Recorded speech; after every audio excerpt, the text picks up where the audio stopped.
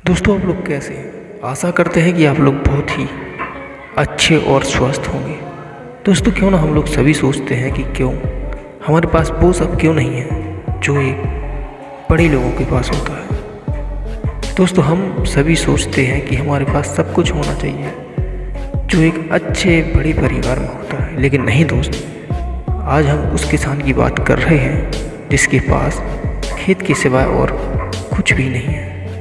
तो चलिए उसकी कहानी शुरू कर रहे हैं। और ये कहानी कोई काल्पनिक नहीं, हकीकत है। उसके परिवार में 4 लोग रहते थे। वो किसान, उसकी पत्नी, उसका बेटा और एक उसकी बेटी। दोस्तों, वो किसान हर दिन मेहनत करके पैसे लाता था, तब उसके परिवार का भरण पोषण होता था।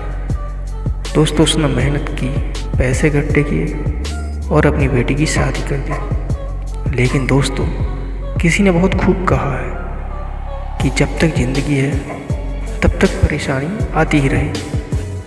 कुछ ही दिनों बाद उसकी पत्नी की मृत्यु हो जाती है। दोस्तों, मृत्यु होने के बाद उसने भारतीय संस्कृति के अनुसार सभी लोगों को खाना खिलाया, जिसको हम लोग तेर भी कहते हैं।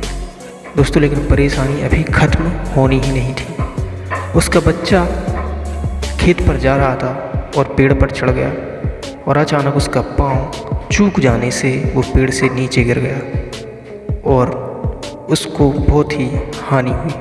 किसान के पास जितने पैसे थे वो बेटे के इलाज में लगा दिए, लेकिन फिर भी वह डटकर मेहनत करता रहा। ऐसे ही 1 साल गुजर गया। फिर भगवान ने उसको बहुत अच्छा अनाज दिया, बहुत अच्छी उसकी फसल बनाई और अच्छे अनाज के दाम उसको मिले। उसने अगली साल फिर खेती की तो खाद की किल्लत आ गई। खाद की किल्लत इतनी पड़ गई कि किसी भी किसान को खाद नहीं मिलता था और वह किसान बाज़ार में जाता था, फिर भी उसे खाद नहीं मिलती थी। दोस्तों इस समय हर व्यक्ति के पास कार, मोटरसाइकिल, ट्रैक्टर, साइकिल सब कुछ है, लेकिन दोस्तों उसके पास उसकी खुद की साइकिल भी नहीं थी। लेकिन उसके पास कुछ भी हो या ना हो, लेकिन उसके पास उसका दिमाग इतना था कि वो अपनी मेहनत के बलबूते पर सब कुछ कर रहा था। वो हर दिन साइकिल लेके बाज़ार जाता था और साइकिल खुद की अपनी नहीं थी, दूसरों की साइकिल लेकर बाज़ार जाता था, लेकिन फिर भी उसे खाद नहीं मिलती थी। ऐसे ही बहुत दिन बीतते गए और वो गुस्से में आकर बाज़ार से लौट आया और रस्सी उठाकर खेत पर गया और उसने खेत पर ही एक पेड़ पर लटक कर फांसी लगा ली। दोस्तों, आप कमेंट ज़रूर करिए कि ऐसा किसी को करना चाहिए, किसी को फांसी लगानी चाहिए।